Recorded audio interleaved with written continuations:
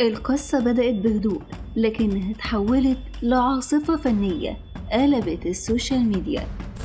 الناس اتكلمت وقالت ليلى علوي رفضت تحضر مهرجان اسكندرية بسبب خلافات في التكريم والتنظيم، وإن في توتر بينها وبين إدارة المهرجان. لكن إدارة المهرجان ردت بسرعة وقالت كل ده كلام كذب، وإن ليلى اعتذرت لأسباب شخصية، وأكدوا إنهم بيعتبروها من رموز السينما المصرية.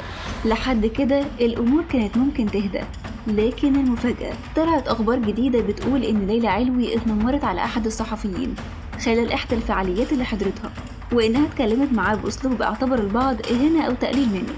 البعض قال مستحيل، دي ليلى علوي الهادية والرقيقة، لكن غيرهم أكد إن في شهود على الموقف وإن الصحفي فعلا اتضايق وغادر المكان.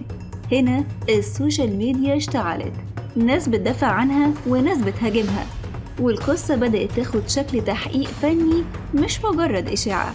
المهرجان نزل بيان جديد وقال مفيش أي تنمر حصل، وكل اللي بيتقال تشويه لمهرجان كبير زي ده. لكن الصمت من ليلى علوي زود الغموض أكتر. هل فعلا ليلى اتنمرت؟